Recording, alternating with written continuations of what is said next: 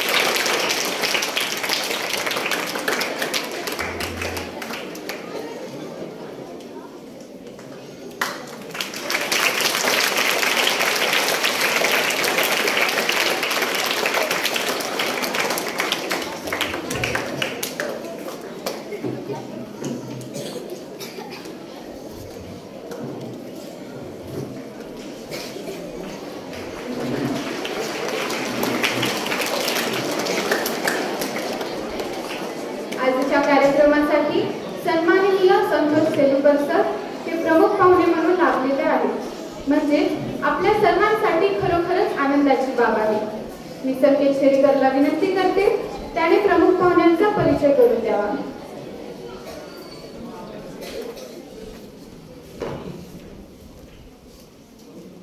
नमस्कार.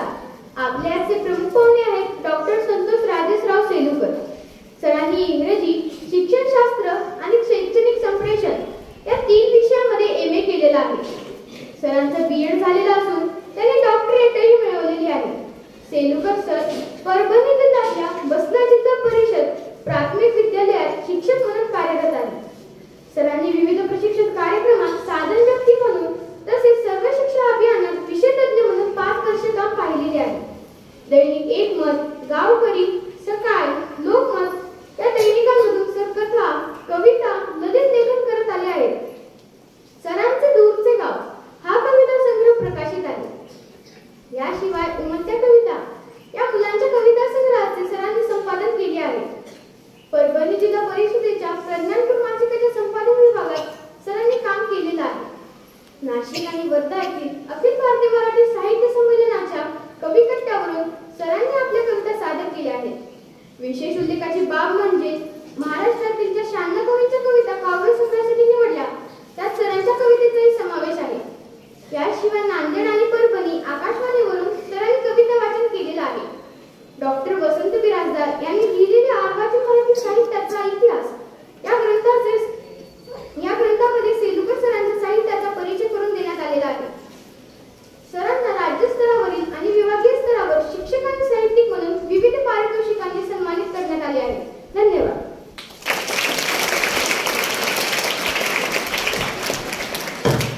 धन्यवाद संकेत. मी विद्यालयाचे मुख्याध्यापक आदरणीय श्री स्वामी सरांना विनंती करते त्यांनी पाहुण्यांचा सत्कार करावा.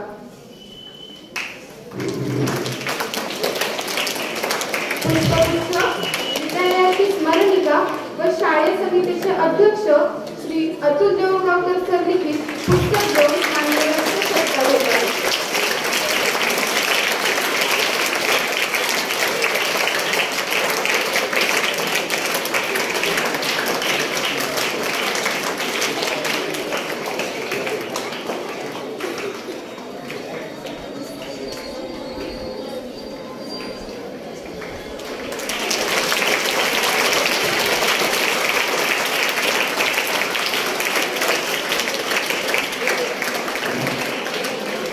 धन्यवाद सर.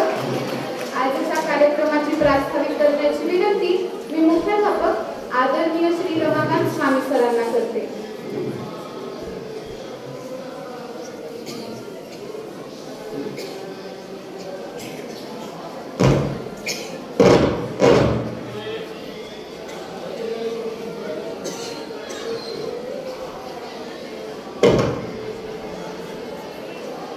आपणाला दररोजच या प्रसंगाला सामोरं जावं लागतं.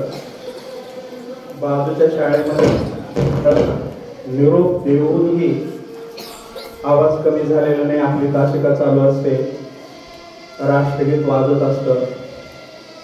आम्ही तुम्हाला नेहमी सूचना दिलेली आहे की जेव्हा एखादी राष्ट्रगीताचे शब्द कानावर येतील तेव्हा सावधानमध्ये उभं राहायचं. पण आपणाला हे शक्य होत नाही. आज तुम्ही या ठिकाणी शांत बसलेले आहात म्हणून हे व्यवस्थित ऐकायला येतं. दररोज व्यवस्थित ऐकायला पण येत नाही.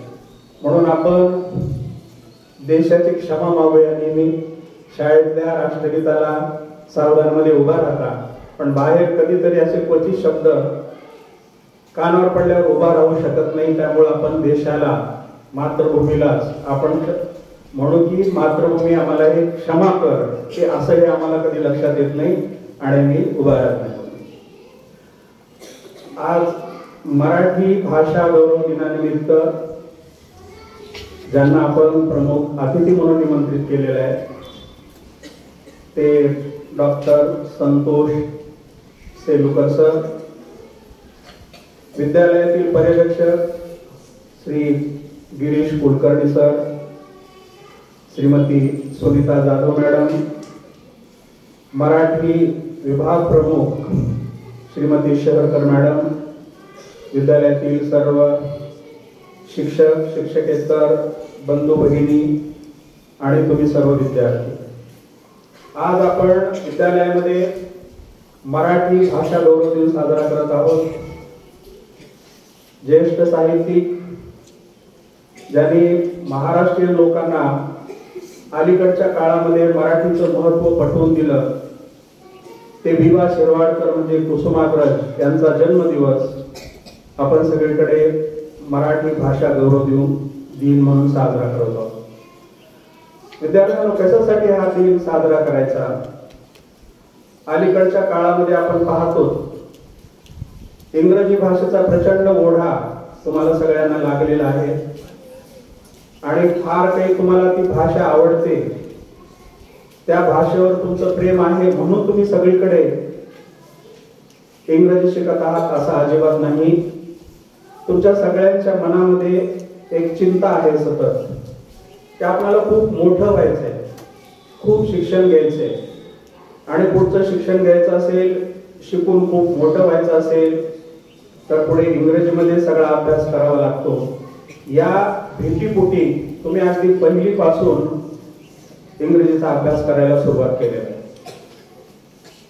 पण मोठी अडचण सतत येऊ लागलेली आहे. पूर्वीच्या काळामध्ये काही मोठे लोक झाले नाहीत असं नाही, इंग्रजीचा अभ्यास कुणी केला नाही असं नाही, पण शालेय जीवनामध्ये त्यांनी सगळं शिक्षण हे मातृभाषेतून घेतलं.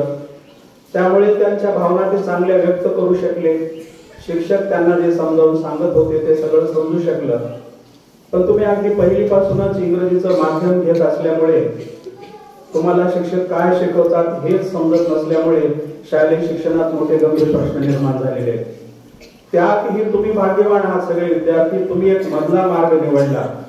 मराठी भाषा पण नाही, इंग्रजी भाषा पण नाही, तुमचं माध्यम कुठलं आहे? सेमी इंग्रजी.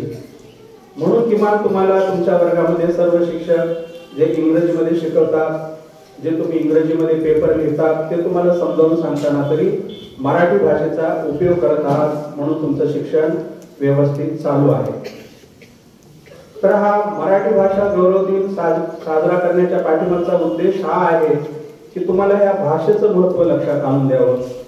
तुमची जडणघडण होण्यासाठी, तुमचा चांगला विकास होण्यासाठी या भाषेची सुद्धा किती गरज आहे याचं महत्त्व तुमच्या लक्षात आणून देण्यासाठी आपण आजचा दिवस हा साजरा करत असतो.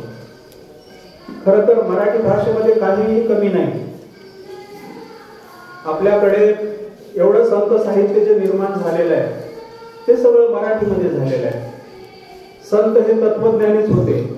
त्यांनी अवघड तत्वज्ञान सुद्धा मराठीमध्ये त्यांनी मांडलेलं आहे. कुठेच काही त्यांना अडचण आलेली नाही. ज्ञानेश्वर माऊलींनी गीतेसारख्या ग्रंथाचं जे भाषांतर केलं मराठी भाषेमध्ये, त्यांनी तर एक दावा केलेला आहे, तुम्ही नेहमीच ऐकत आलेले असाल, माझा मराठाची बोलू कौतुके, अमृतातेही पैजा जिंके. म्हणजे अमृताला सुद्धा हरवेल एवढी माझी मराठी भाषा उत्तम आहे असं ज्ञानेश्वरांनी दावा केलेला आहे. त्यानंतर सुरेश भटांनी म्हटलेलं आहे, लाभले आम्हास भाग्य बोलतो मराठी. आम्ही मराठी बोलतोय हे आमचं मोठं भाग्य आहे. म्हणजे मराठी भाषेमध्ये काहीही कमी नाही. तुमच्या भावना तुम्ही सहज व्यक्त करू शकता. तुमचं नैसर्गिक जीवन जे आहे, नैसर्गिक बोलणं आहे, तुमच्या भावना व्यक्त करणं असेल, वागणं असेल, ते मातृभाषेमध्ये मराठीमध्ये सहज शक्य आहे. पण आपण ओढून ताणून एका भीतीपोटी, असुरक्षिततेपोटी आपण इंग्लिशच्या मागे फार लागलेलो. मुद्दा असा इंग्लिश शिकू नये असा अजिबात नाही. इंग्रजी ही जागतिक भाषा आहे, शिकलीच पाहिजे. जगातलं सर्व साहित्य जे चांगलं आहे ते इंग्लिशमध्ये निर्माण होतच, भाषांतरित होतच. म्हणून इंग्रजी शिकण्यामध्ये गैर काहीच नाही. पण आपण इंग्रजी शिकत असताना एक आपला समज पण असा होतो की मराठीतलं अज्ञान दाखवून तुम्ही इंग्रजी शिकत आहात हे भासवत राहतात. जाणीवपूर्वक मला मराठी भाषा जमत नाही म्हणण्यामध्ये तुम्हाला स्वाभिमान वाटू लागला अलीकडच्या काळामध्ये. त्याचा परिणाम असा होतो की मराठी भाषा बोलत असतानाही तुम्ही शुद्ध मराठीमध्ये बोलू शकत नाही. ही फार दुर्दैवाची बाब आहे. हा दिवस साजरा याच्यासाठी करायचा, तुम्ही जेव्हा मराठी बोलता, मराठी वागता तेव्हा शुद्ध मराठीमध्ये बोलायला पाहिजे. मराठी भाषेतला शब्दसंग्रह तुमचा वाढवायला पाहिजे. पण ह्या इंग्रजीच्या वेडापायी धड इंग्रजी नाही आणि धड मराठी नाही असं होतं. एक उदाहरणाने सांगतो, अतिरेक आपला किती चाललेला आहे. म्हणजे इंग्रजी शब्द नको तिथे मध्येच कसा एखादा वापरतो बघा, ती फॅशन झालेली आहे. एक उदाहरण वाक्य सांगायचं झालं तर, मला अभ्यास करायचा होता बट मी करू शकलो नाही. गरज आहे काही तर बट शब्द वापरायची? म्हणजे तुम्हाला पण परंतु हे शब्दच उच्चारता येत नाही का? तुमची एक भावना अशी झालेली असते की आपण एखादा इंग्रजी शब्द मध्ये वापरला तर आपण खूप उच्च शिक्षित आहोत, इंग्रजीचं ज्ञान चांगलं आहे असं समोरच्याला भासवण्याचा प्रयत्न करता. भाषा हे प्रकट होण्याचे एक माध्यम आहे. तुम्ही कुठली भाषा बोलता याला अर्थच नाही, तुम्ही काय बोलता हे महत्वाचं असतं. इंग्रजी भाषा बोलत असाल आणि चुकीचे विचार मांडत असाल तरी तुम्हाला विद्वान म्हणतील का? अजिबात नाही. आपण भाग्यवान आहोत. आपल्या शालेय समितीचे अध्यक्ष माननीय अतुलजी देऊळगावकर सर, मी काल परवा त्यांचा सगळा परिचय करून दिला. त्यांचं इंग्रजी एवढं अप्रतिम आहे, जगभराच्या वेगवेगळ्या परिषदांमध्ये ते इंग्रजीमध्ये भाषण देतात. अनेक वर्तमानपत्रामध्ये इंग्रजी त्यांनी लिखाण केलेलं आहे. अतिशय उत्तम इंग्रजी बोलतात. पण शाळेत तुमच्या समोर बोलतात तेव्हा मराठी बोलतात आणि शुद्ध मराठीमध्येच बोलतात. मध्येच अनावश्यक इंग्रजी शब्द वापरत नाही. आपण गरज नसताना मराठीचे शब्द व्यवस्थित येत असताना न वापरता मध्येच इंग्रजीचा शब्द वापरतो आणि मराठीला सुद्धा प्रश्न करतो. तर मराठी बोलणं म्हणजे काहीतरी कमीपणाचं आहे असं बऱ्याच जणांची समजूत झाली. का तुम्ही आपण सगळेजण ज्ञानेश्वर महाराजांपेक्षा काही प्रतिभावान आहोत का? तुकाराम महाराजांपेक्षा प्रतिभावान आहोत का? त्यांनी सगळा मराठीमध्ये व्यवहार केला, त्यांना काहीच अडचणी आल्या नाही आणि आपण मात्र अनावश्यक नको तिथं इंग्रजी शब्द वापरतो. माझा म्हणण्याचा उद्देश हा आहे, भाषा तुम्ही अनेक शिकायला पाहिजेत. जास्तीत जास्त भाषा शिका. आपल्या शिक्षणात तर त्रिभाषा सूत्र आहे, किमान 3 भाषेचा अभ्यास करायचा आहे. पण ती भाषा स्वच्छ असली पाहिजे, सुंदर असली पाहिजे, चांगली बोलता आली पाहिजे. याच्यासाठी आजचा दिवस आपण साजरा करतो. या निमित्ताने तुम्ही निर्णय घ्या की जेव्हा मी मराठीत बोलेल तेव्हा उत्तम मराठीमध्ये संवाद साधेल, जेव्हा इंग्रजीत बोलेल तेव्हा इंग्रजीमध्ये शुद्ध इंग्रजीमध्ये बोलेल, हिंदीत बोलायचं असेल तर शुद्ध हिंदीत बोला. आपल्याकडे संस्कृत, आपल्या विद्यालयात तर 4 भाषेचा अभ्यास करतो. संस्कृत चांगला अभ्यास करत असाल तर संस्कृत मध्ये बोलायचा प्रयत्न करा. पण भाषा ह्या आपल्या शुद्ध असल्या पाहिजेत याची जाणीव होण्यासाठी आजचा दिवस आपण साजरा करतो. आणि योगायोगाने आज तुम्हाला मार्गदर्शन करण्यासाठी अतिशय विद्वान प्रतिभावान शिक्षक आपले श्री दर्शन देशपांडे सरांमुळे उपलब्ध झालेले. सरांबद्दलची माहिती देशपांडे सरांनी सांगितली आणि मग म्हटलं शिक्षण क्षेत्रातली एवढी विद्वान व्यक्ती, डॉक्टरेट केलेली व्यक्ती, इंग्रजी सारख्या विषयामध्ये, मराठी साहित्यामध्ये भरपूर नाव लौकिक असलेली व्यक्ती जर आपल्या विद्यालयात येत असेल तर आपल्यासाठी आनंदाची गोष्ट आहे. म्हणून सरांना आपण सेलुकर सरांना निमंत्रित केले. मी सरांचे या विद्यालयामध्ये हार्दिक स्वागत करतो आणि माझं प्रास्ताविक संपवतो. धन्यवाद.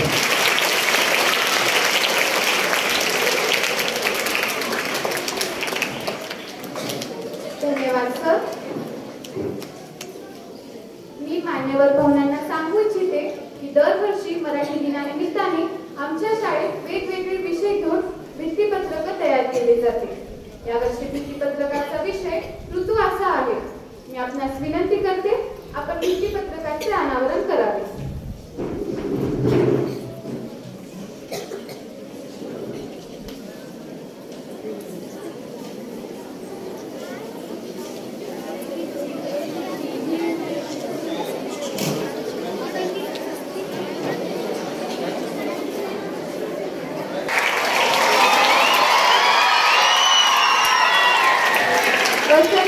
ग्रीष्म, वर्षा, शरद, हेमंत, शिशिर या 6 ऋतूंचे वर्णन करणारे काव्य आणि त्याला साजेचे चित्र या भित्तीपत्रकामध्ये रेखाटलेले आहे.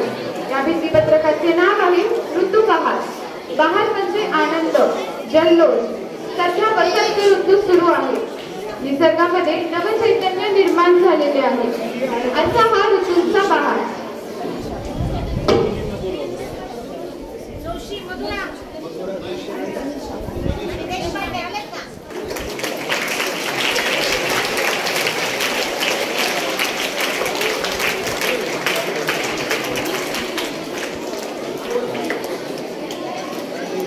जाऊ दे मॅडम, मागे सर का थोडं.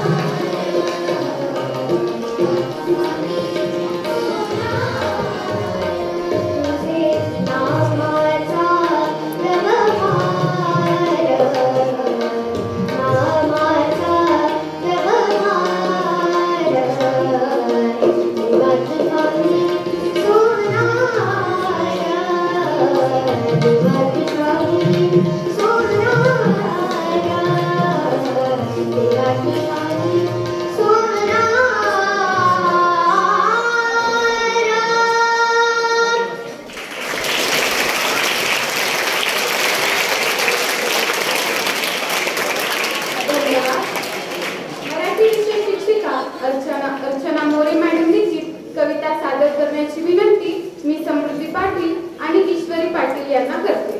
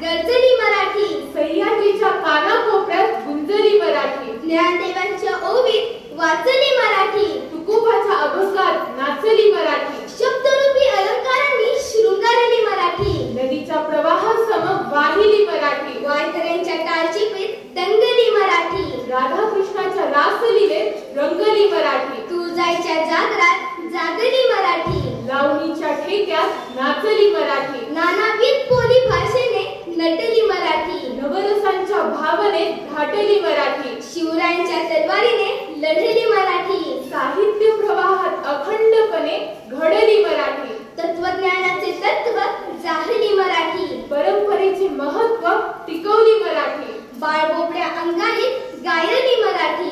चक्रधराच्या लीळेत गवसली मराठी. बहिणाबाईंच्या जात्या सवे गायली मराठी. कुसुमाग्रजांच्या काव्यात गहिवरली मराठी. सावरकरांच्या सागरात तळमळली मराठी. बालकवींच्या फुलराणीत दरवळली मराठी. महाराष्ट्राच्या भूमीत बहरली मराठी. महाराष्ट्राच्या भूमीत बहरली मराठी. धन्यवाद.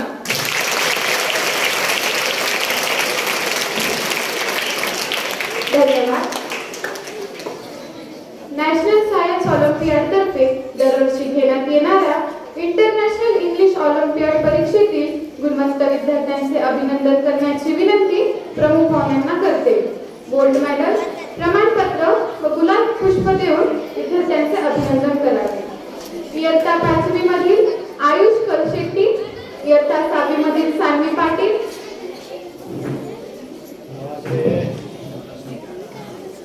इयत्ता 7वी मधील श्रीमयी हेवारे,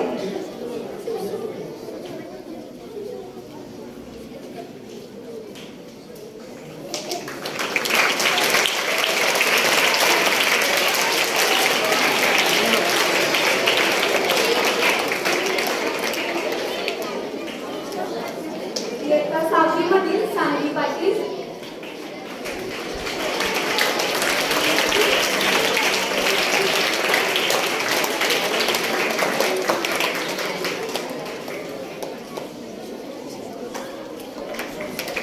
इयत्ता 7वी मधील श्रीमयी हेवारे,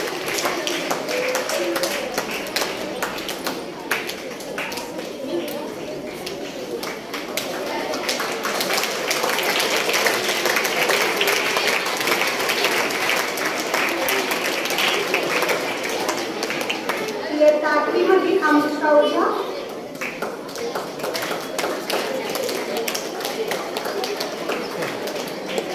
इयत्ता 8वी मधील समर्थ अलकर,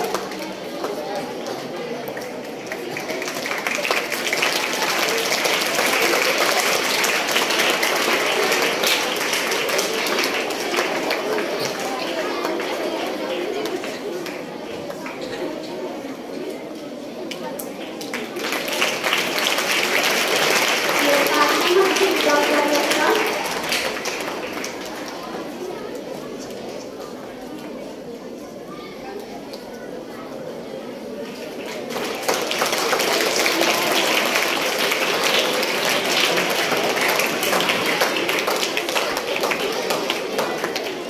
इयत्ता 9वी मधील सृष्टी शिंदे,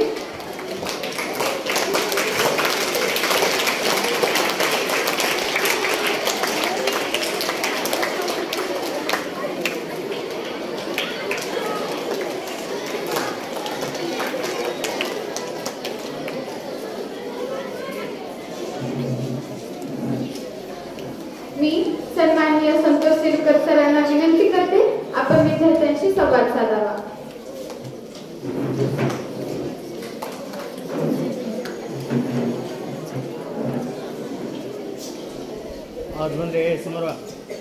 सर्वांना नमस्कार.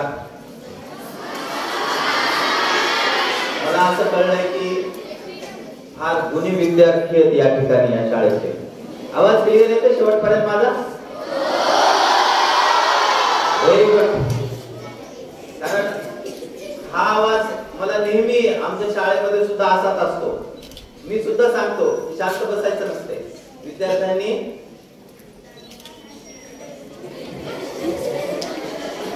गोंधळ, कारण तुम्हाला एक उदाहरण देतो, येणारच आहे पुढे ते.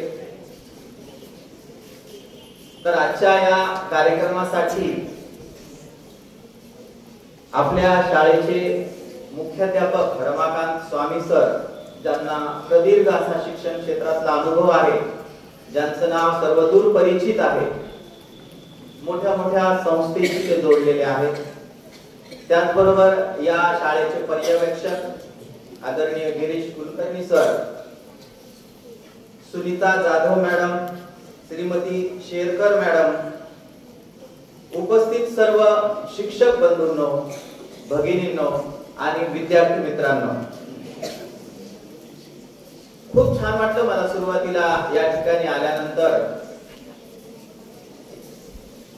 आज मराठी भाषा दिन आहे आणि मराठी भाषेचं आपण भित्तीपत्रकाचं अनावरण या ठिकाणी केलेलं आहे. मराठी भाषेचा गौरव असा विद्यार्थ्यांकडून होणं फार महत्त्वाची गोष्ट आहे. बघा, आज मराठीच्या बद्दल बऱ्याच ठिकाणी असं ट्रेंड आलेलं आहे की मराठी बोलणं म्हणजे कमीपणाचं लक्षण आहे, ज्याला आपण प्रघात म्हणू. आता मला सुद्धा इंग्रजी एक एक शब्द येतात. खरं तर सावरकरांनी खूप कटाक्ष टाकला होता की मराठी बोलणं फार महत्वाचं आहे. मराठी शब्द, त्यांनी पर्यायी शब्द कितीतरी सुचवलेले होते. तर उपस्थित सर्व मराठी विभाग प्रमुख असलेल्या मॅडम, त्यानंतर सर्व विद्यार्थी मित्रांनो, मला एक सांगायचं होतं मी सुरुवातीला की विद्यार्थ्यांनी शांत बसण्याबद्दलची गोष्ट मी म्हणत होतो की रवींद्रनाथ टागोर जे शांती निकेतनचे निर्माते आहेत, सर्वांना परिचित आहेत. त्यांच्या शाळेमध्ये एक शिक्षण तज्ञ आले होते. सहज आठवलं म्हणून सांगतो. आणि त्यांनी रवींद्रनाथ टागोर यांची शाळा अशी निसर्ग शाळा होती. सगळे मुलं ज्यांच्या मनावर जे काही करा वाटेल असं करण्याची मुभा त्यांच्या शाळेमध्ये होती. रवींद्रनाथ टागोर वाचत बसले होते झाडाखाली आणि मुलं उड्या मारत होते झाडावर चढून, कितीतरी मुलं. आणि दोनच विद्यार्थी असे होते जे वाचत बसलेले होते पुस्तक घेऊन. आणि ते शिक्षण तज्ञ म्हणले टागोरांना की काय तुम्ही ह्या विद्यार्थ्यांचं कसं होईल भवितव्य, मला फार अवघड वाटतं. ते झाडावरच्या मुलांना हात दाखवून म्हणत होते. ते दोनच विद्यार्थी इथं वाचत बसलेले, अभ्यास करत आहेत आणि हे बाकीचे तर झाडावर चढलेले, यांचं भवितव्य कसं होईल. तेव्हा टागोरांनी त्यांना उलट उत्तर दिलं. ते म्हणले, मला वाटतं ह्या दोघांचं भविष्य अवघड वाटतंय मला, आणि हे जे झाडावर चढलेले आहेत ना, यांचं भविष्य अगदी उज्ज्वल आहे. म्हणजे तुम्हाला अर्थ कळाला असेल गोष्टीचा. जे अनुभवातून मिळालेलं शिक्षण आहे ह्या मुलांना मिळतं, जे झाडावर चढणारे, निसर्गामध्ये रमतात, सगळे अनुभव घेतात. आणि केवळ पुस्तकी ज्ञान घेणारे, पुस्तकातला अनुभव घेणारे विद्यार्थी हे यशस्वी होऊ शकत नाही असं त्यांना म्हणायचं होतं. मला हेच सांगायचं आहे की अनुभव फार महत्वाचा असतो. पुस्तक ज्ञान देतात, पुस्तकातून सगळ्या गोष्टी मिळतात, पण स्वतःचा अनुभव जोपर्यंत तुम्ही घेत नाहीत तोपर्यंत त्या ज्ञानाला, अनुभवाची जोड जोपर्यंत येत नाही तोपर्यंत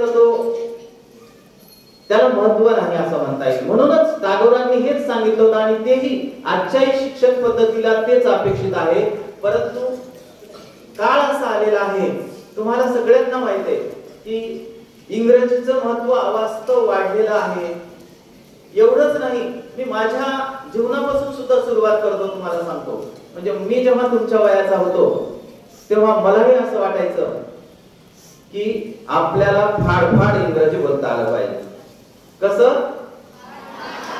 फाडफाडला फार महत्व आहे. एका शिक्षकांनी क्लासेस काढले होते म्हणे, आणि ते असा बोर्ड लावला होता, येथे फाडफाड इंग्रजी बोलण्याचे प्रशिक्षण दिले जाईल. मग त्या ठिकाणी फीस लिहिलेली होती, मुलांसाठी 500 रुपये आणि मुलींसाठी 250 रुपये. एक जणांनी प्रश्न विचारला की असं कसं काय हो, तुम्हाला माहित असेल तर. नाही म्हणे, ह्या मुलींना अगोदर फाडफाड बोलता येते म्हणले, इंग्रजी फाडफाड बोलता येते, फक्त त्यांना इंग्रजी शिकवायचं काम आहे. पण मुलांना मात्र सगळं शिकवावं लागते, फाडफाड बोलायला शिकवावं लागते आणि इंग्रजी बोलायला शिकवावं लागते. म्हणून त्यांची फीस दुप्पट आहे. म्हणजे आपल्या डोक्यामध्ये असं काहीतरी बसलेलं असतंय की मला फाडफाड इंग्रजी बोलता आलं पाहिजे. पण असं काही नाही मित्रहो. ज्यांनी इंग्रजी शिकलं नाही त्यांचं काहीही बिघडलेलं नाही, नुकसान झालेलं नाही. पण त्याच्यामुळे काय झालं, आता बघा, मी अगदी आता तुमची शाळा खूप या ठिकाणी सुविधा भरपूर आहेत, शहरातली शाळा आहे, पण मी ज्या शाळेमध्ये शिकलो त्या शाळेमध्ये एकच सर होते आणि 4थी पर्यंत ते शिकवायचे. काही सुविधा नव्हत्या, फळा आणि खडू याच्याशिवाय आमच्या शाळेमध्ये कुठलं साहित्य नव्हतं. पण जे त्या ठिकाणी शिकायला मिळाले, जे अनुभव मिळाले, आम्हाला कामं करावं लागायची शाळेमध्ये. अगदी सारवण्यापासून ते सगळं वर्ग सजावट म्हणून आपण त्याला, ती सगळी आम्ही उपलब्ध साधनाच्या मदतीनं करत होतो. तो अनुभव खूप शिकवून गेला. म्हणजे आज मी, तुम्हाला माहित असेल, कदाचित सकाळ पेपर जर तुम्ही वाचत असताल रविवारचा, तर साधारणपणे 15 दिवसाला एक माझं त्याच्यामध्ये आर्टिकल छापून येते आणि त्यामध्ये जे काही अनुभव मी लिहिलेले आहेत शाळेबद्दलचे, माझ्या जास्तीत जास्त शाळेबद्दलचे, बघा एक वाचून पण दाखवणार आहे मी शेवटी तुम्हाला. तर ते अनुभव सगळे माझे त्या काळामध्ये मला मिळाले, ज्या काळामध्ये मी हे शाळेमध्ये जाऊन अनुभव घेतलेले. तिथं कुठल्या प्रकारचे साधनं नव्हते, मोबाईल तर कल्पना सुद्धा नव्हती मोबाईल असा असू शकेल आमच्या काळामध्ये. म्हणजे सगळे सर वगैरे आमचा जवळपास तोच काळ असेल मागे पुढे. अलीकडे मोबाईल तर 2005च्या नंतर वापरायला सगळीकडे सुरुवात झाली, स्मार्टफोन वगैरे. तर ही गोष्ट, ते अनुभव आज दुर्मिळ झालेले आणि म्हणूनच या लेखनाला माझ्या एवढी प्रसिद्धी मिळाली. मला वेगवेगळ्या ठिकाणाहून फोन येतात. म्हणजे लातूर मधून सुद्धा मला कमीत कमी 3-4 फोन मागच्या आठवड्याच्या ललित लेखनासाठी सुद्धा आलेले होते. पण हे जे वाचणारे लोक आहेत, लिहिणारे लोक आहेत, मराठी भाषेचा विषय आहे म्हणून मी त्याबद्दल बोलतोय की हे वयोगट त्यांचा पाहिला तर एकाही तरुण मुलाचा मला फोन आलेला नाही. तरुण म्हणजे साधारण 20, 25, 30 या वयोगटातल्या मुलाचा. सगळे फोन मी मुद्दाम आवर्जून विचारत असतो की आपण काय करता आणि आपण हे माझं वाचलेलं आहे, तर त्यांचा वयोगट मला जाणून घ्यायचा असते. त्यावेळी माझ्या असं लक्षात आलेलं आहे की जेवढेही काही पेपर वाचणारे लोक आहेत हे सगळे रिटायर्ड पर्सन आहेत किंवा ज्यांची सेवा भरपूर झालेली आहे, असेच लोक पेपर वाचतात. तरुण विद्यार्थी किंवा आपले विद्यार्थी 1ली ते 10वी मधले हे कधीही पेपर वाचत नाही. म्हणजे वाचत असतील कदाचित, पण मला नाही दिसले किंवा मला त्यांचे कॉल आलेले नाही. मुद्दा मी आवर्जून विचारत असतो ह्या गोष्टी. कारण कसं आहे, हे वृत्तपत्र वाचन आता सगळं मोबाईल मध्ये झालेलं आहे आणि ते फक्त डायरेक्ट लाईव्ह बातम्या बघतात. हे वाचन नको वाटतंय त्यांना. खरं तर वाचनानं जी समृद्धी येते ती लाईव्ह बातम्यामुळं मला तरी असं वाटतं ती पूर्तता, ती भूक शमू शकत नाही जी वाचनाची भूक आहे. पण आजच्या काळामध्ये हे कमी झालेलं आहे. म्हणून माझी विनंती आहे, मुलांनी वाचनामधून जी काही आपली जडणघडण होते ती आम्ही, मला फार लहानपणापासून वाचनाचा छंद होता. तुम्हाला सांगतो, छंद म्हणल्यापेक्षा छंद म्हणता येणार नाही ती गोष्ट. काय वाचत होतो मी, पेपर, रद्दीचे पेपर किंवा कुठल्या अशा प्रकारचं वाचन मी केलेलं. काय आमच्या काळामध्ये तशा प्रकारचे पुस्तक नव्हते. तुम्हाला एक उदाहरण सांगतो, म्हणजे तुम्हाला चांगलं वाटेल ते. जेव्हा जेव्हा मी तुमच्या वयाचा असताना असं बस स्टँडवर फिरायचं ना, कोणत्या गावाला जाताना बस स्टँडवर मुद्दाम असे कोपरे धुंडाळायचे. कशासाठी सांगतो तुम्हाला, की मला वाटायचं तिथं आपल्याला एखादी टीसी सापडेल. टीसी कळते तुम्हाला, स्थलांतर सर्टिफिकेट, असं प्रमाणपत्र म्हणतो आपण त्याला, शाळा सोडल्याचं प्रमाणपत्र मराठी भाषेमध्ये सांगायचं झालं तर. मला वाटायचं की तिथं सापडेल आपल्याला एखादं आणि आपल्याला ते पेपरला जाहिरात येते बघा, की आणून देणारा इतकं बक्षीस दिलं जाईल, टीसी हरवली आहे. तुम्ही वाचले असतील पेपर मध्ये, सहज ओव्हरलुक केला असेल तर ते मला वाटायचं एखादं आपल्याला सापडेल. आपण बघावं ते कचऱ्यामध्ये इकडं तिकडं शोध घेतला, सापडलं नाही. जेव्हा मग शिक्षक झालो आणि तेव्हा कळालं, अरे हे असं काही सापडत नसते, ही टीसी ची जाहिरात दिलेली सगळी खोटी असते, त्याला डबल दुसरी टीसी काढायची असते. म्हणून त्यांनी काय केलेलं असते, पेपरला जाहिरात दिलेली असते, आणून देणारा बक्षीस दिलं जातं असं लिहिलेलं असते. म्हणजे ह्या काही गोष्टी पेपर वाचण्यातून मला त्या काळातल्या लक्षात आल्या.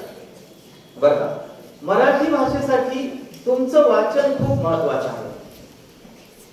आजकाल कविता जास्त वाचली जाते, मान्य, काही हरकत नाही. कविता छोटी असते वाचायला, लगेच संपते, पण दीर्घ कथा, मोठ्या कादंबऱ्या याचं वाचन जवळपास संपलेलं आहे. आमचे साहित्यिक लोक सुद्धा वाचत नाहीत असं मला या व्यासपीठावरून सुद्धा अगदी खेदाने मला वाटतंय. परंतु ज्यांना पूर्वीची जी पिढी आहे आमच्या काळातली, त्यांना वाचनाशिवाय दुसरा सोर्स नव्हता, साधन नव्हतं. त्यांना पेपर, पुस्तकं, मासिक यांच्यामध्ये जास्त इंटरेस्ट होता. पण आता ह्या मोबाईलमुळं खरं तर बघा, मोबाईलचा सुद्धा खूप चांगला वापर करता येतो. मला म्हणायचं नाही हे टेक्नॉलॉजी आपण काही कालबाह्य याच्यामधून फार काही नुकसान होईल असं नाही, पण त्याचा वापर योग्य करणं फार महत्त्वाचं. तुम्हाला मी सांगतो की जर तुम्ही या मोबाईल द्वारे पुस्तक वाचत असताल, किंडल नावाचा ऍप आहे, त्याच्यामध्ये तुम्ही किती कोणते पुस्तकं त्याच्यामध्ये डाउनलोड करून वाचू शकता, डायरेक्ट वाचू शकता. किंवा तुम्हाला जर लेखन करायचं असेल, ह्या मुलीने मला मुद्दाम आवर्जून उल्लेख करायचा आहे, मला खूप आवडलं हे ऋतुबहार नावाचं जे भित्तीपत्रक काढलेलं आहे. म्हणजे या वयात तुम्ही हे चांगलं काम केलेलं आहे, इतकं जे आम्ही डीएड ला असताना करू शकत नव्हतो इतक्या चांगल्या प्रकारे. आणि हे लेखन सुद्धा खूप सुंदर केलेलं आहे. त्या मुलीचं अभिनंदन करायला पाहिजे निश्चितपणे. मला वाटतं त्या मुलीसाठी एकदा आपल्या मैत्रिणीसाठी आपण टाळ्या वाजवूया.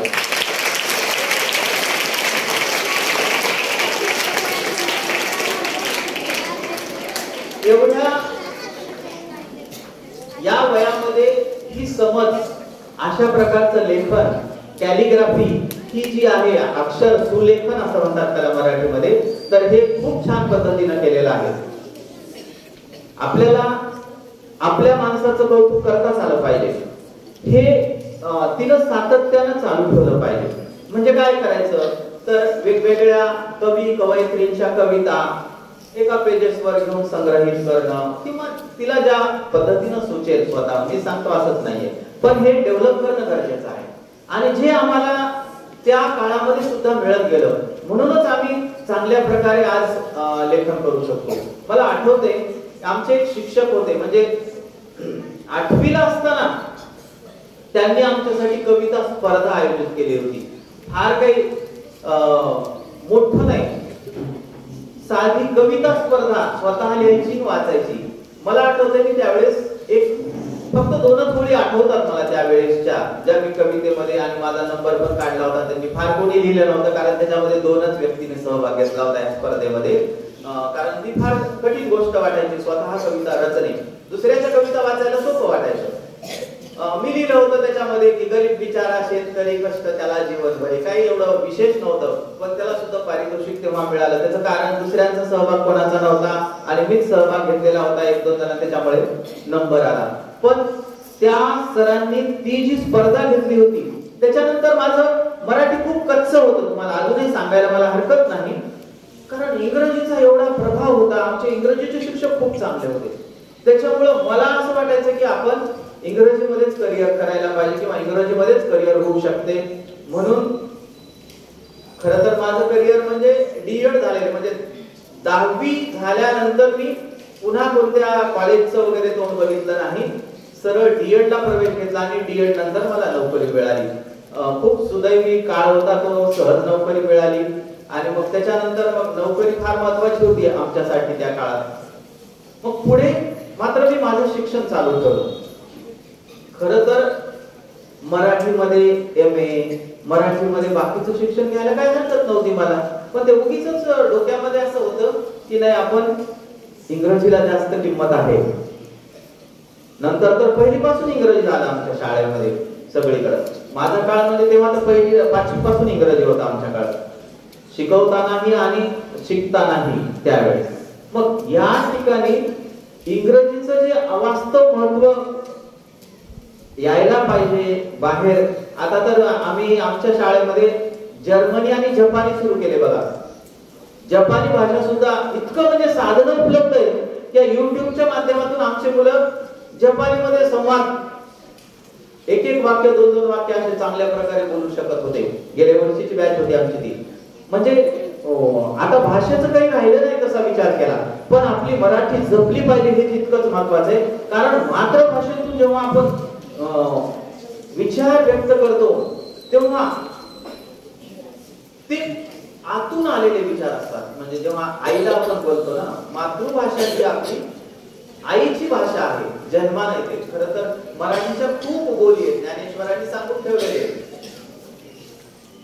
की मराठी असे आमची मायबोली, किंवा अमृताते की पैजा जिंके म्हणणारी ही मराठी भाषा. राज्य व्यवहार कोश छत्रपती शिवाजी महाराजांनी 16व्या शतकामध्ये 17व्या शतकामध्ये राज्य व्यवहार कोश करून घेतला. भाषेचं किती जाणते होते बघा.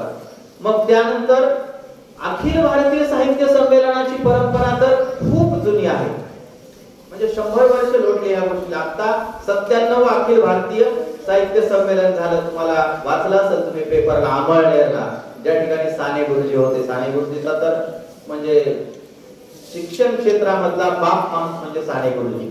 खरोखरच शिक्षकानं साने गुरु त्या काळामध्ये त्यांचं वाचन जर विचार केला असेल तुम्ही साने गुरुजीचा, तर इंग्लिश पुस्तकं आणि फ्रेंच पुस्तकं त्यांनी वाचलेली होती आणि त्याचे अनुवाद आहेत आज केलेले साने गुरुजीने.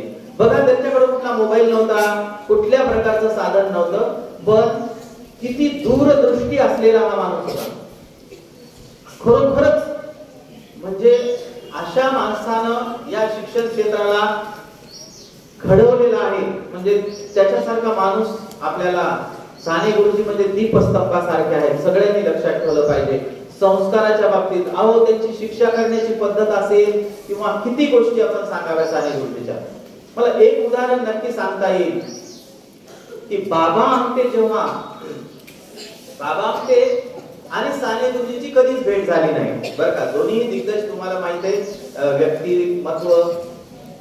बाबा आमटे यांनी कुष्ठरोग या विषयाला घेऊन महाराष्ट्रभर असं आनंदवनाची स्थापना असेल अनेक काम केले. तुम्हाला सर्वांना परिचय आहे या गोष्टीचा. बाबा आमटे आणि साने गुरुजींची कधीच भेट झाली नाही, पण बाबा आमटेने असं लिहून ठेवलेलं आहे की माझी साने गुरुजींची कधी भेट झाली नाही, एकदाच झाली, पण तीही अशी झाली की जळगावला साने गुरुजी आलेले होते आणि जळगावला बाबा आमटे मुद्दाम त्यांना पाहण्यासाठी रेल्वे स्टेशनवर आले. पण नेमकं काय झालं की गाडी सुटली, ते गाडीत बसले साने गुरुजी आणि गाडी सुटली आणि बाबा आमटे नेमकं त्यावेळेस काही फोन नव्हते, काही नव्हते, धावत पळत त्यांना पाहण्यासाठी भेटण्यासाठी साने गुरुजींना बाबा आमटे रेल्वे स्टेशनवर आले. पाहतात तर काय गाडी सुटली, साने गुरुजी गाडीमध्ये चढले आणि त्यांची फक्त पाठ दिसली. त्यांना कोट घातलेला होता, टोपी होती. हे साने गुरुजी आहेत एवढं फक्त पाठीमागून त्यांनी पाहिलं.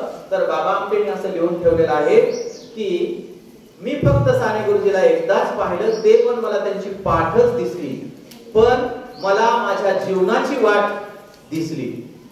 त्यांची पाठ पाहिली आणि मला माझ्या जीवनाची वाट दिसली. जर मी त्यांचा चेहरा पाहिला असता तर कदाचित मी या महाराष्ट्राचा चेहरा मोहरा सुद्धा बदलू शकलो असतो. एवढी ताकद नुसत्या दृष्टीमध्ये साने गुरुजींची आहे.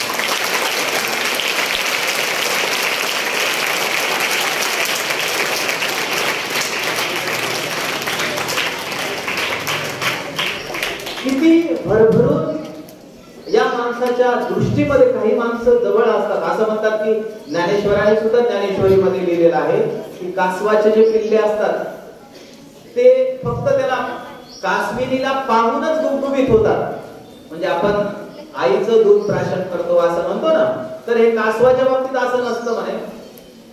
विज्ञानच्या लोकांना माहित असेल कदाचित, तर ते आपल्या आईला पाहूनच त्यांचं बाळसं धरतं, गुबगुबीत होतात. हे ज्ञानेश्वराने ज्ञानेश्वरीमध्ये लिहिलेलं आहे उदाहरणासहित. म्हणजे सांगायचं तात्पर्य मला एक आहे की एखाद्या व्यक्तिमत्वाचा प्रभाव किती महत्वाचा आहे. या महाराष्ट्रावर शिक्षण क्षेत्रावर साने गुरुजींचा तसा प्रभाव आहे आणि तो आपल्याला या उदाहरणामधून सुद्धा दृढ होतो असं आपल्याला म्हणता येईल. मराठी भाषा दिन आहे आणि विवा शिरवाडकरांबद्दल जर आपण बोललो नाही तर तो आपण कृतज्ञपणा होईल. केवढं मराठी भाषेवरचं प्रेम असणारं हे व्यक्तिमत्व. नाशिक जिल्ह्यातल्या नाशिकमध्ये तात्यासाहेबांचा जन्म झाला. त्यांना तात्यासाहेब म्हणत होता. कुसुमाग्रज सर्वांना परिचित आहे. खूप कविता आम्ही लहानपणी सुद्धा त्यांच्या कविता लहानपणापासून शिकत आलेलो आहोत. आवडतो मजा फाट सागरा थंग पाणी मिळेल. मला एक वेळ होत आला, तुम्ही काही म्हणा ते ही कविता मी काय करायचो की आमच्या खेळायला ना तुम्ही जात असताना ना क्रिकेट खेळणं वगैरे, मला वाटतं आता बंद झालं पाहिजे क्रिकेट वगैरे, बाहेर खेळणं उड्या मारणं आणि जरूर खेळत जा, कारण आवश्यक आहे. तर ते आम्ही जायचो, नदीच्या काठावर जायचो. नदीमध्ये असा एखादा मोठा दगड ठेवलेला दगड असायचा निसर्गतः, त्याच्यावर बसायचं पाय सोडून पाण्यामध्ये आणि ही कविता म्हणायची. उगाच वेळ. खरं तर तो सागर ही नव्हता, ती नदी होती साधा. आणि पण ते आवडतो माझा अफाट सागर, अथांग पाणी निळे निळ्या जांभळ्या जळात केशर सायंकाळी वेळ. फार गोडवा असतो कवितेमध्ये, तुम्ही तो अनुभवा नक्कीच.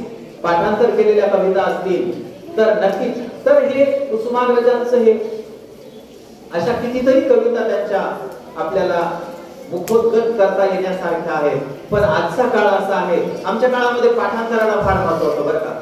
म्हणजे खरं तर आज मी शिक्षणशास्त्र सुद्धा शिकलेलो आहे, त्याच्यामुळे आज आमच्या शिक्षणशास्त्र असं म्हणते की पाठांतर ही फार साधी गोष्ट आहे, त्याच्यामधून शिक्षण होत नाही. आज ज्ञान रचनावाद आलेला आहे, मुलांनी स्वतः ज्ञानाची निर्मिती करावी वगैरे, हे सगळं खरं आहे.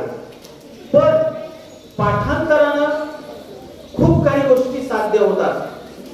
म्हणजे आमच्या काळात तरी होत होत्या. आम्ही सगळे पाठांतरावर शिकलेलो आहोत. पाठांतर आवश्यक आहे, ते मनाला आनंद देणारं असतं.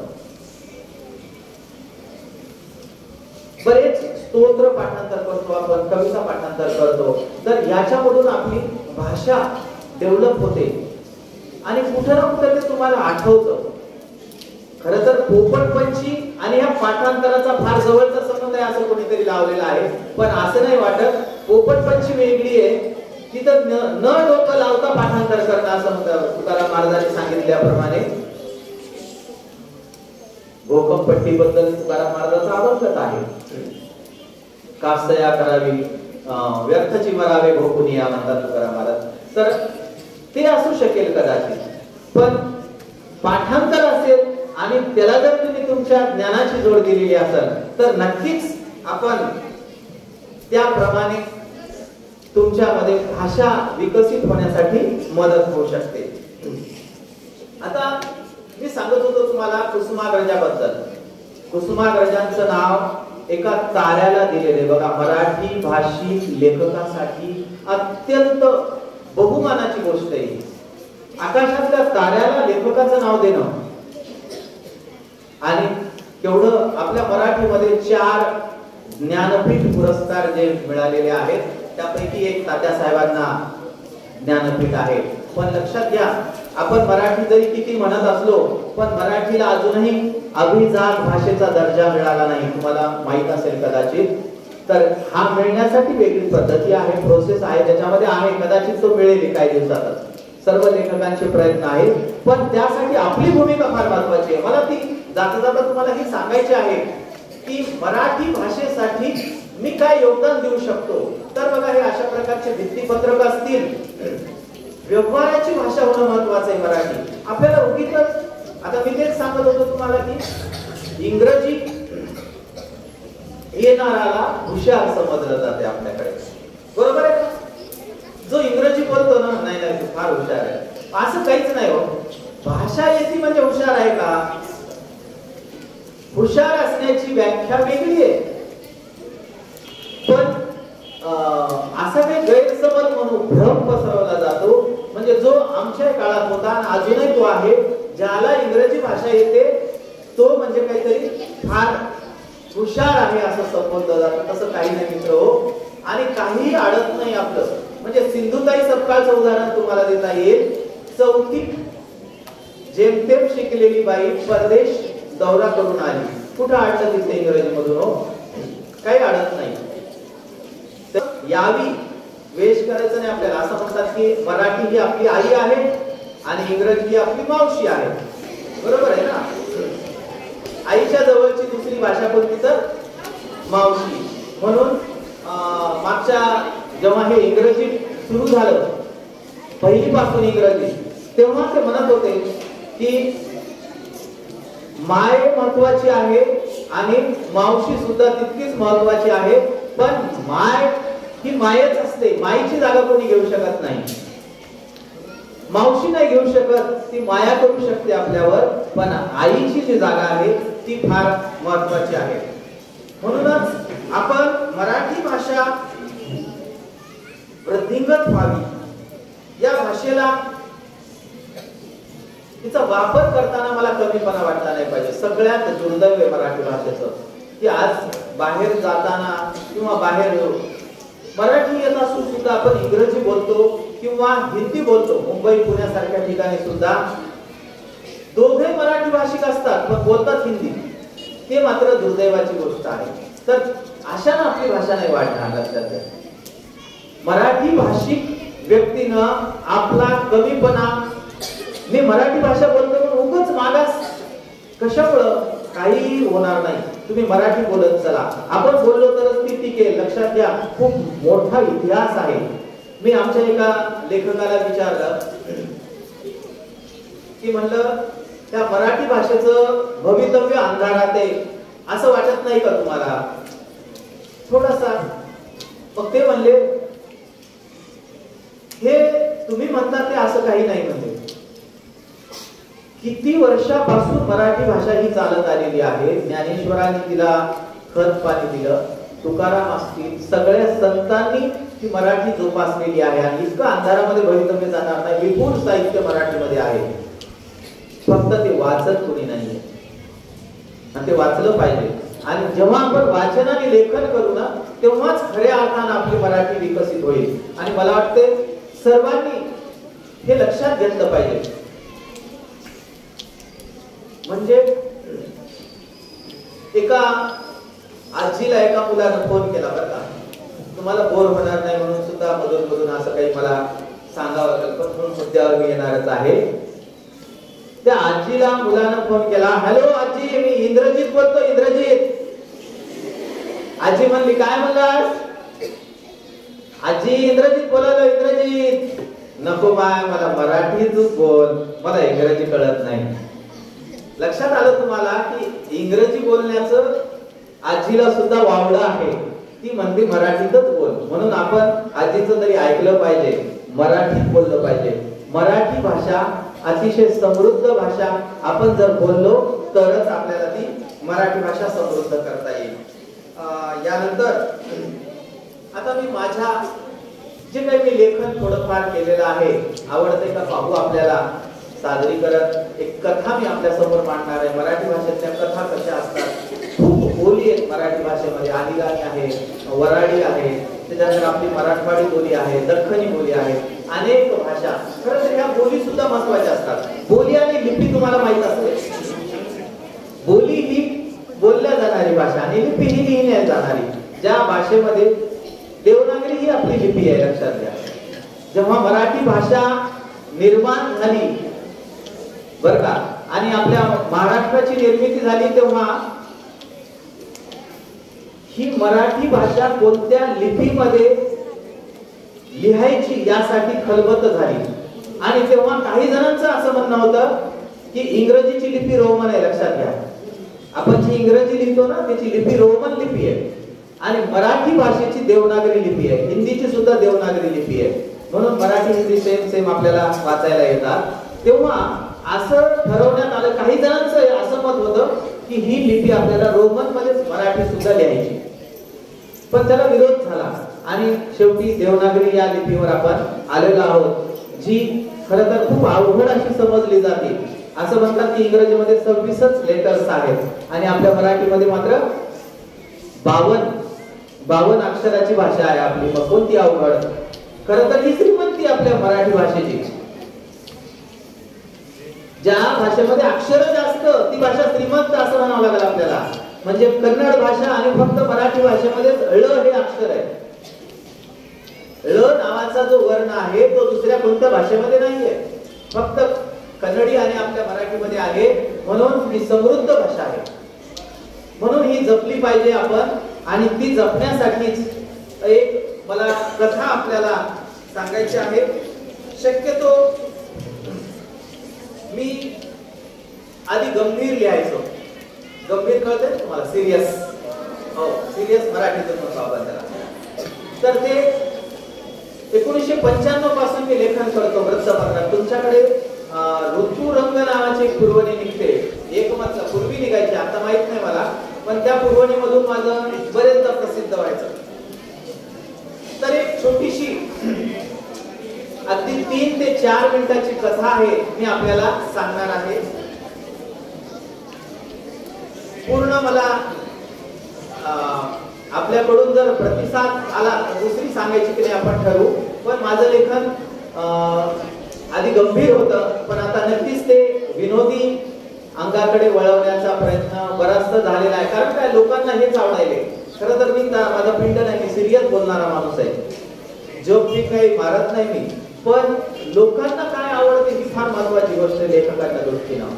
आणि पेपर मधून माझ्या गंभीर लेखाला एकही फोन आला नाही, पण माझ्या विनोदी लेखनाला इतके फोन आले, म्हणून मला मग ओढून काढून असं म्हणता येणार नाही, जे आहे ते मी लिहिलं. तीच एक कथा आपल्या समोर ठेवतो, जास्त प्रस्तावना न करता.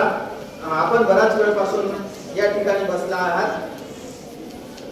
कथेचं नाव आहे साष्टांग लोटांगण.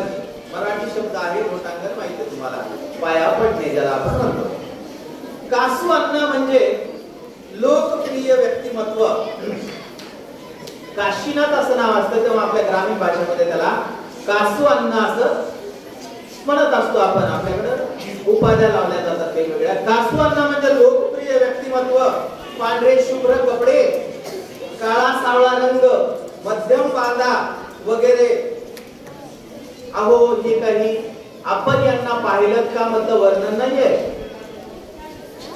कासू अण्णा म्हणजे उच्च विद्या विभूषित, मोठ्या कॉलेजात चांगले प्राध्यापक पदावर आहेत, पण इतरांसारख्या सुटाबुटात ते राहत नाही. इन नाही, सुटकुट नाही, म्हणून जुन्या वळणाचे एवढाच.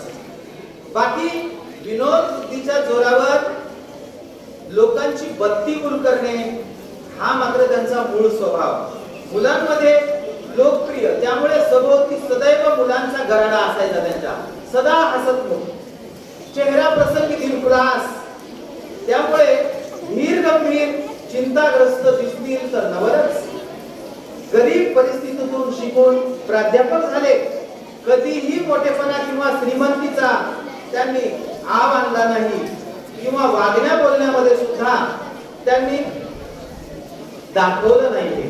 अत्यंत मवाळ वृत्ती, इतरांना मदत करण्याचा स्वभाव. त्यामुळे प्राचार्यापासून शिपायापर्यंत सर्वांचे ते आवडते होते. सदैव मिळेल त्या परिस्थितीत सुखाने राहणारा आणि नाकासमोर चालणारा अत्यंत नम्र माणूस म्हणजेच कासू अण्णा. बरं का, अत्यंत नम्र. मग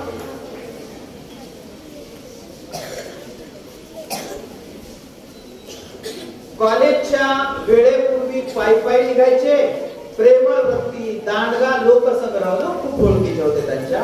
त्यामुळे भेटलेल्या माणसांना हात जोडून नमस्कार करून खाली खुशाली घेणे नित्याचेच होते.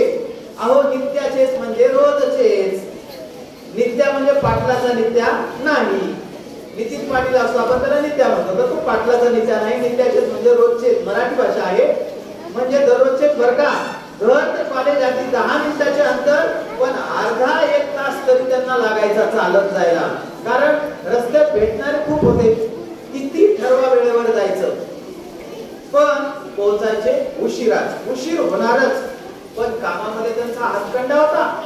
त्यामुळे प्राचार्य त्यांना कधीच एका शब्दानं बोलायचे नाही.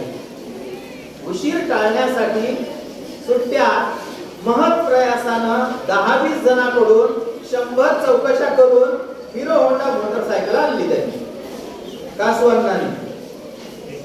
सुट्ट्याचा फायदा घेत बाजूच्या मैदानात गाडी शिकण्याचे धडे गिरवायला सुरू केले. व्हायचे तेच झाले. 2-3 वेळा मातीत टायर घसरला आणि सपशेल पडले. गुडघ्यासह हातापायाला बरंच खरचटलं. परवा दारासमोर नालीवर स्वतः कमरे इतक्या गटारात धपकन पडत. गाडीचा तोल मात्र पडू दिला नाही बरं का, सावरून धरला. नालीच्या सुगंधयुक्त पाण्यामध्ये पडून अंग भरल्यामुळे कासू अण्णा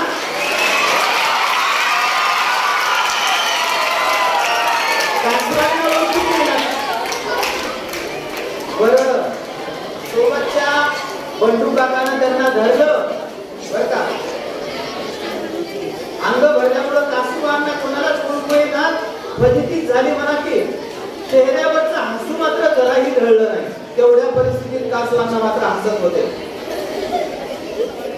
त्यावरून बंडू काकानं आणि सखारामानं अखेर त्यांना ओळखलं आणि अण्णांनी गाडी बऱ्यापैकी चालवायला आता शिकवलं. त्यांना मदत केली त्यांना शिकवायला. सुट्टी संपली, आता शाळा सुरू झाली, त्यांचं कॉलेज सुरू झालं.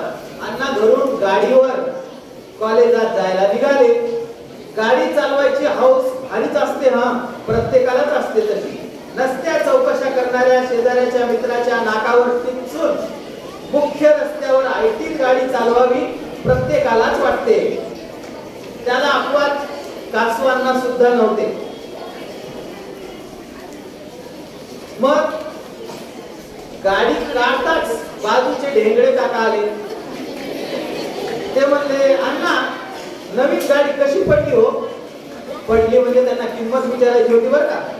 कारण कासवांना स्वतः पडले होते, पण गाडीला मात्र त्यांनी पडू दिलं नव्हतं. अहो पडली काय? विकत घेतली मला, विकत.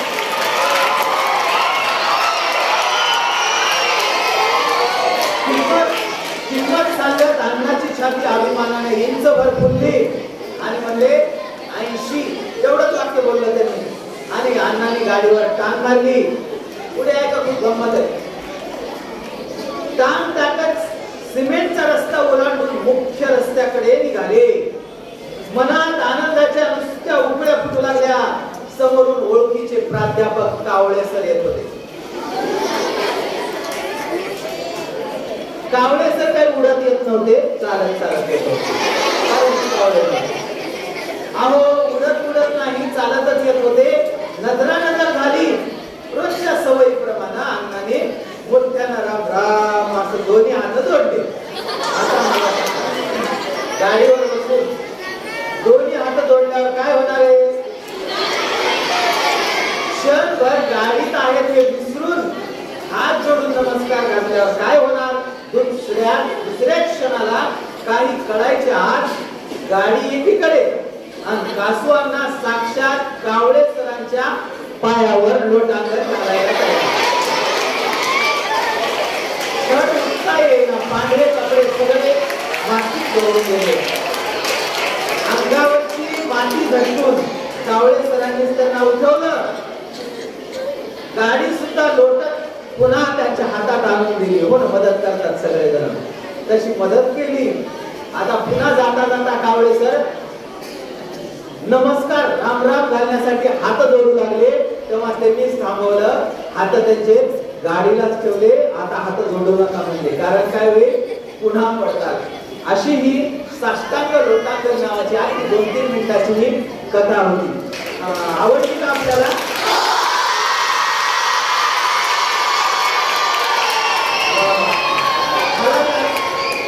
तुमचं हे असं आवाज करून ओरडणं फार ओळखीचं वाटलं बरं का. कारण आमचे मुलं अशाच प्रकारे ओळखतात, ओरडतात आणि मी त्यांना काहीच म्हणत नाही. सांगायचं तात्पर्य म्हणजे तुमच्याकडचे शिक्षक मात्र रागवत असतील तुम्हाला, नक्कीच ना?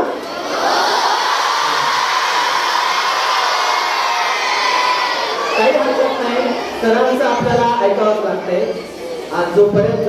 कारण तुम्हाला मी आताच सांगितलं साने गुरुजीच्या प्रभावामुळे आपलं सगळं चाललेलं आहे. साने गुरुजी म्हणजे शिक्षकाचं प्रतिनिधित्व. म्हणून आपण निश्चितपणे छानपैकी या ठिकाणी माझ्या कथेला प्रतिसाद दिला आणि मला खूप आनंद झाला. आपण या ठिकाणी बोलवलं, माझा सन्मान केला त्याबद्दल. तसेच दर्शन देशपांडे यांच्यामुळे खरं तर आपला हा संवाद होऊ शकला.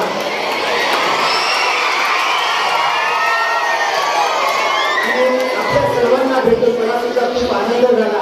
मराठी भाषेच्या आपल्या सर्वांना या राजभाषा दिनाच्या शुभेच्छा देतो आणि माझं मनोमत या ठिकाणी थांबवतो. धन्यवाद.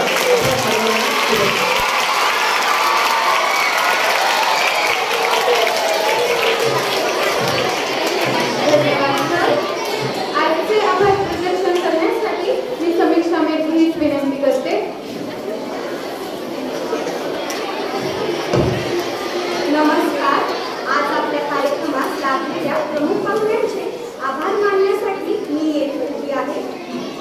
सरांनी आमचे निमंत्रण स्वीकारले व आपला बहुमूल्य वेळ देऊन येथे आम्हाला मार्गदर्शन केले, आम्हाला माहिती दिली, याबद्दल मी विद्यालयाच्या वतीने आपले आभार मानते. आपल्या विद्यालयाचे मुख्याध्यापक आदरणीय श्री रमाकांत स्वामी सर यांनी या कार्यक्रमाची अनुमती दिली व आम्हाला प्रोत्साहन दिले, याबद्दल मी आपले आभार मानते. याबरोबरच आजच्या या कार्यक्रमात सहकार्य करणाऱ्या विद्यालयातील सर्व शिक्षक व मामा मावशींचे देखील मी खूप खूप आभार मानते. आजच्या या कार्यक्रमाची सांगता पसायदानाने होईल. मी शहरकर मॅडम यांना विनंती करते की आपण पसायदान सादर करावे.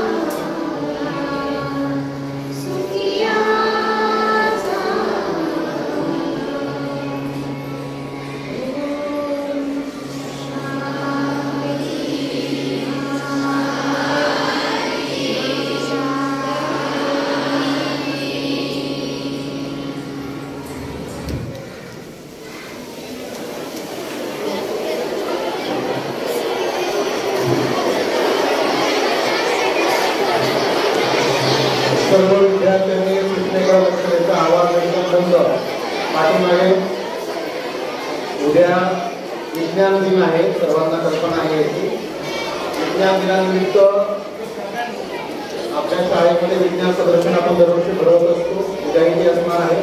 त्यासाठी सर्वांनी आपल्या पालकांना सकाळी 10 ते 1 या वेळेमध्ये विज्ञान प्रदर्शन पाहण्यासाठी निमंत्रित करायचे, उपस्थित राहण्यासाठी सांगायचे. सर्वांनी आपल्या पालकांना ही सूचना आवर्जून द्यायची आहे.